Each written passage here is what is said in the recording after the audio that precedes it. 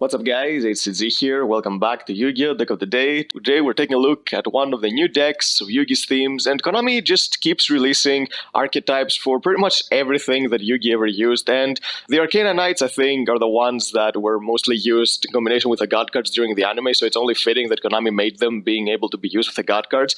And to be honest, I wish that these cards could do a little bit more. Konami tried really hard in balancing these cards out, so it doesn't have any competitive viability whatsoever. But this is a really cool, casual, fun deck that a lot of people liked from the anime, and now that it's finally an archetype, I know there are a lot of people out there who will enjoy playing it, and it's very, very cool deck because you can use the God cards. It does have some kind of play, so maybe at a local level, you can maybe cheese out a little bit of wins with a couple of strategies you can use with the deck, so there's that going for it too. So now, without further ado, if you enjoyed this video, give it a thumbs up, subscribe to the channel so you don't miss our upcoming content, and now, let's get to the deck profile. So starting off with the monsters, we have the boss monster of the deck, which is one copy of ARCANA Triumph Joker. Now, this card could have easily been a really good card, and maybe it would have been a 3-off if only the effect to board wipe was a quick effect. So, what this card does, if it's in your hand or graveyard, you can send a King's Knight, a Queen's Knight, and a Jack's Knight from your hand or field to the graveyard.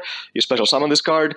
She gains 500 attack, combined the total amount of cards from both players' hands, so she's rises up real high, especially during the early game where both players have a lot of cards in their hand. And with this deck, you can actually get a lot of cards back from the graveyard during your end phase, during your hand, so you can increase her attack, also increasing Slifer's attack points in the process, which is basically the same thing, very similar effect. And now the effect that actually you care about the most is that you can discard a card to destroy all face-up card your opponent has with the same type of card, monster, spell, or trap.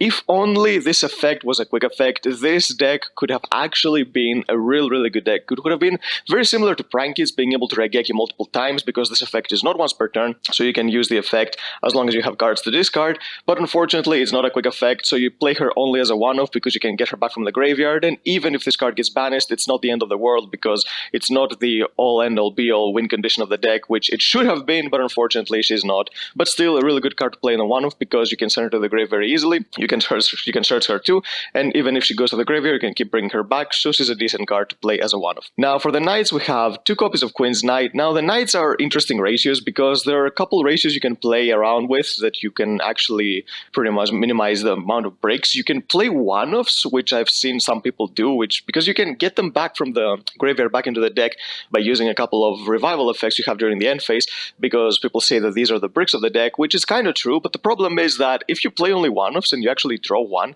you cannot actually use some cards, so you have to play at least 2 copies of each, so you play 2 copies of Queen's Knight, but I'm also playing 3 copies of King's Knight, because when you combine Unexpected Die with this card, you actually get the full set of Knights on the field, because you special summon the Queen's Knight from the deck with Unexpected Die, you normal summon your King's Knight, and then with its effect, you special summon your Jack's Knight from your deck, so you have all 3 on the field, and it's very important to have all 3 on the field for various reasons. One, if you don't have anything else going in your hand, you can just go into Isolde, you can get 2 more warriors from your deck to go for an Appaloosa, which is a decent turn 1 play.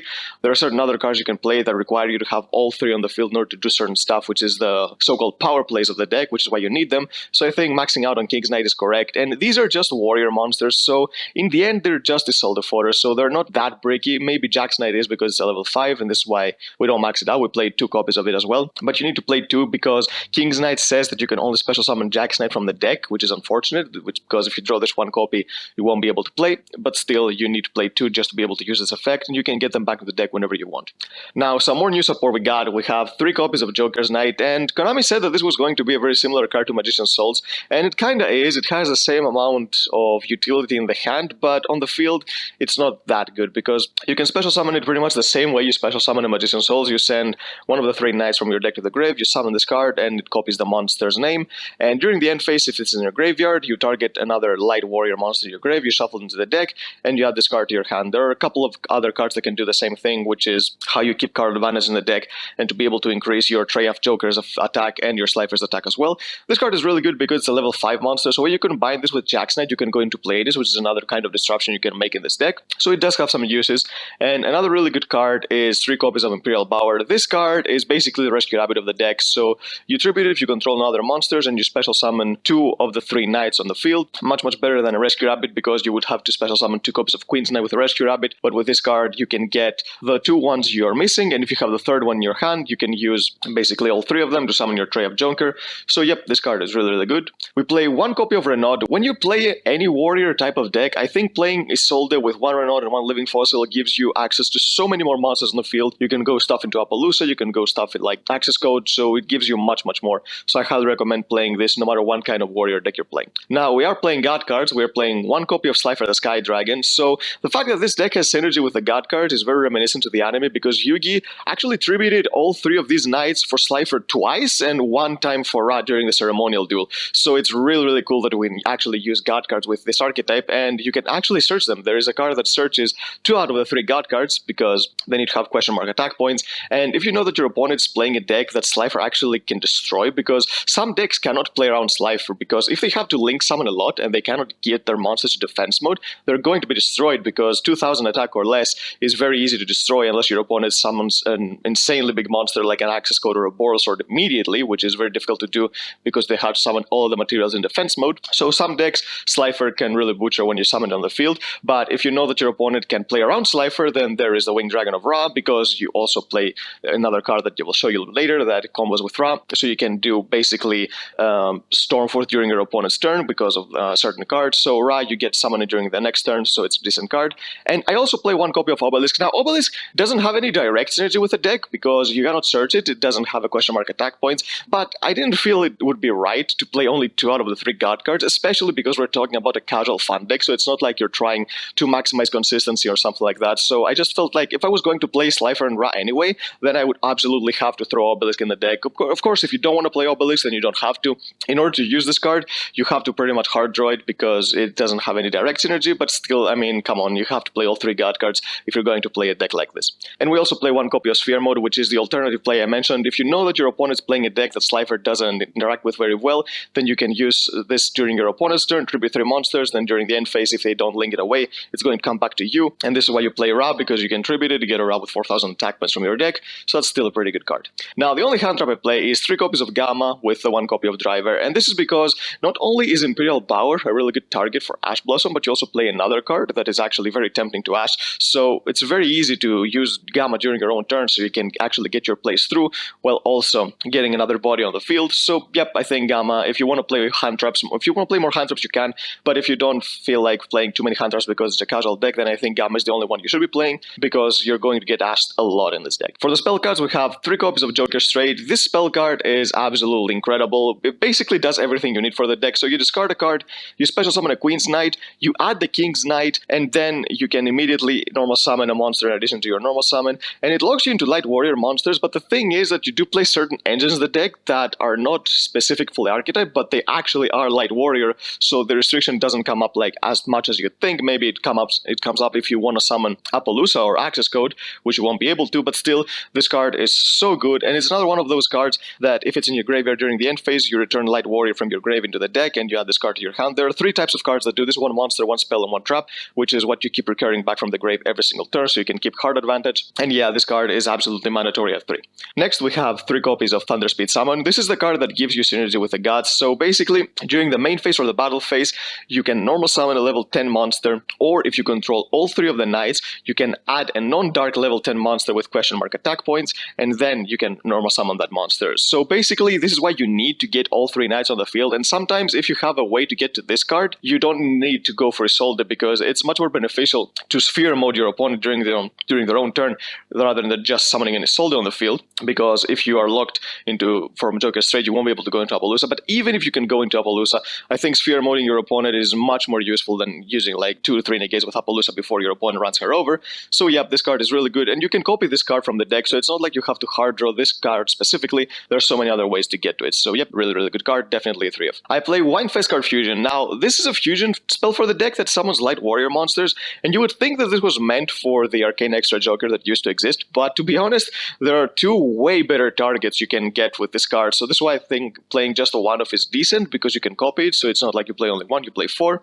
so you can get to other monsters, but I'll show you once I get to the extra deck. And for the generic cards, we play 3 copies of Unexpected Die. Of course, you need to get to your Queen's Knight, and this is why I play 3 copies of King's Knight, because when you combine them, you can get all 3 knights on the field without even having to rely on a card like Joker Straight. 1 copy of Reinforcement. Of course, usually you're going to be searching your Bower with this. 1 copy of Double or Nothing. You do play a lot of level 4s, so being able to cheese out wins with Utopia is really cool. And the one thing I mentioned before is that Joker Straight's restriction actually doesn't restrict you as much as you think, because Utopia is a Light Warrior. All of its its counterparts, Utopia Double and Utopia the Lightning. So even if you use Joker straight, you can still use Utopia Double to pretty much win the game. So yep, the restriction doesn't really apply to that. So that's a really cool thing too. One copy of Call by the Grave, you need to play around Ash with this deck as much as possible, because if your Bower or your Joker straight gets Ash, then you pretty much have nothing else to do. And one copy of Living Fossil, because I play Renaud and it's Soul Death, and you can use this to get back the Living Fossil. Then you can link away your Renaud for a Link Uribo, bring it back with your Living Fossil, and there you have an Appaloosa with three materials, just like that, because Renaud is such a generic good card in Warriors, so I highly recommend playing this 2-card combo in any Warrior deck you're playing, even if it doesn't have anything to do with Infernobles.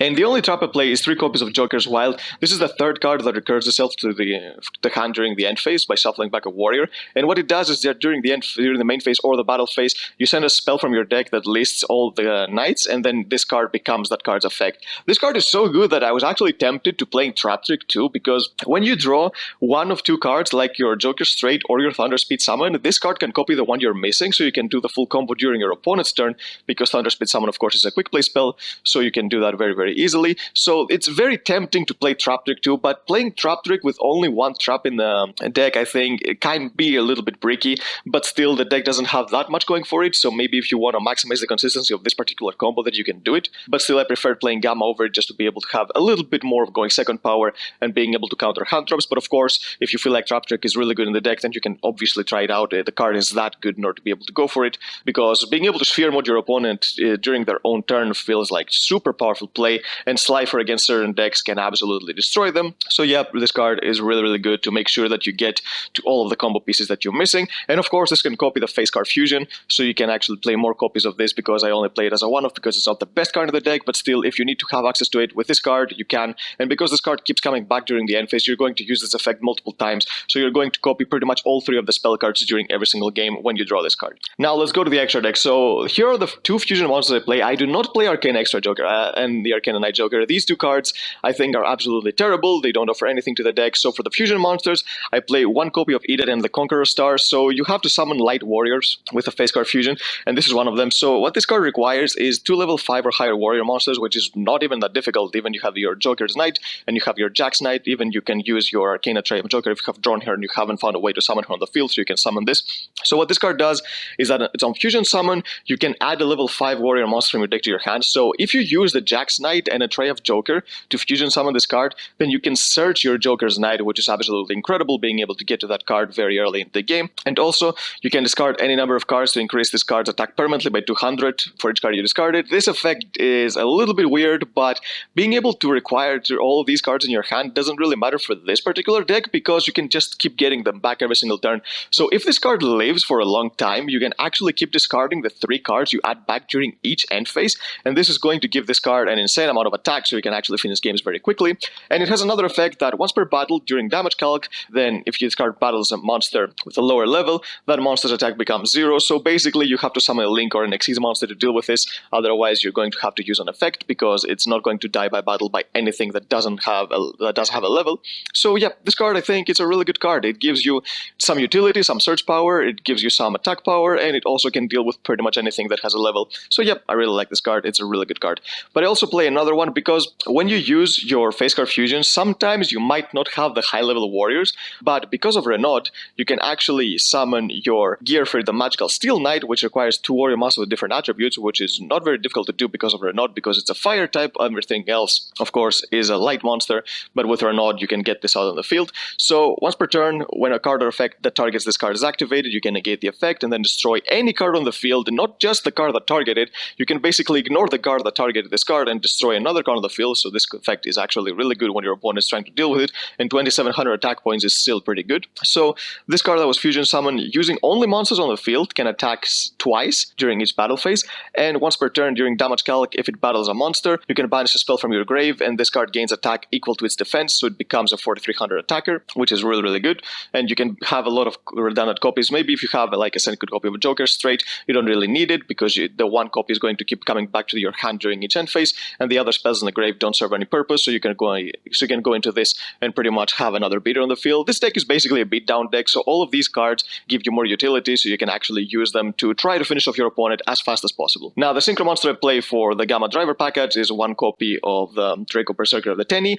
You could play Omega, but to be honest, I feel like you have to stick to the beatdown theme of the deck, and this is why this card is actually really good, because when you use your Bower and you use your Gamma, then basically you get another body on the field. And this card is also decent disruption as well. It banishes anything that activates once, and also if it destroys a monster by battle, it gains the attack power of that monster. It can attack another monster once again in a row. So yep, I feel like this card is a really good card, so you need to play this, but you can also play Omega if you want. For the Xyz monsters, we have, of course, the Utopia double package. We have Utopia double, Utopia, and Utopia the Lightning. When your extra deck space is not that tight, which in this deck, let's be honest, it's not because you don't have anything specific that you really want to play in the extra deck, I highly recommend playing Utopia the Lightning if you're playing the Utopia double package, because more often than not, it's not going to resolve. So being able to use something else on top of Utopia double when its effect doesn't go off is really useful, because Utopia double doesn't do anything, it has 0 attack points, but going to Utopia the Lightning can actually run over anything. And it's really good against Dragoon as well, because when your opponent has Dragoon on the field, they try to negate something that threatens Dragoon. They're not going to negate something like an unexpected die getting to a level 4 monster, or normal summoning another level 4 monster, so that's not going to happen. But then you just slap Utopia and Utopia the Lightning, and then you run over Dragoon just like that, so there's that going for that card as well. For the rest of the rank 4s, play 1 copy of Dweller and 1 copy of Tornado Dragon, of course, to cover some matchups, and of course 1 copy of Pleiades. Like I said, Joker's Knight and your Jack's Knight are level 5 Light Warrior monsters, so you can just summon Pleiades very easily, and this is another piece of interaction that you can get on the field. And for the Link monsters, we have 1 copy of Linkuriboh. This is for a nod, so you can bring it back with Living Fossil so you can get more monsters on the field. 1 copy of Isolde, of course. Usually what you're going to be searching with Isolde is either your Joker's Knight if you don't have it, or your Arcana Tray of Joker, because you're not going to use her on that turn too, but you can actually use her during the next turn, and then she's really good discard fodder for your Joker's Trade as well, because she keeps coming back from the grave anyway, so you do get a lot of utility with Isolde. Play Nightmare Phoenix and Nightmare Unicorn. You don't really need Cerberus. This deck doesn't have trouble dealing with monsters because it has so many beaters, but it has trouble against back row, so you need to be able to clear that up a little bit. And for the Link Force, play 1 copy of Appaloosa. Very easy to summon her if if you're not under your Joker's Trade restriction, and like something you have like your Bower or something else, go for Isolde. It's very easy to summon her. And 1 copy of Access Code, because with Appaloosa, if you're going second and you have your Isolde, you don't go to Appaloosa, you go into Access Code, because you can go into your Isolde, get to your Node, get to your Living Fossil, go into Unicorn, and then you can bounce a card and then bring back something with Living Fossil, go into your Access Code, and then you can pop even more cards, and you do have a Link 3 in the graveyard with your Nightmare Unicorn, so you can get this card to 5300 attack. But of course, if you don't have access to Access Code and you don't want to pay for it, because it is a casual fun deck, but it's not as budget as you think, because it does have a lot of ultra rares in the deck that cost a little bit each, so, and you have a lot of playsets, so it's going to cost when you put them all together. So if you don't have Access Code, that you can play Boral Sword instead, that's perfectly fine. So yep, that's the deck, guys. I think this deck is a very nostalgic deck for a lot of people. It's a really fun deck. I just wish it could have done a little bit more, but still we're going to use whatever we get. So yep, this is a really cool deck, has the God cards. It's another deck that you can use the God cards with, because the God cards have been a very recent theme because of the structure deck, so people have been trying to find numerous strategies to use them in, and this is another one. So yep, we're always happy to receive more cards that we can play some of the most iconic monsters in the Yu-Gi-Oh anime ever. So yep, that's it, guys. If you enjoyed it, give it a thumbs up, subscribe to the channel so you don't miss upcoming content, and we'll see you next time.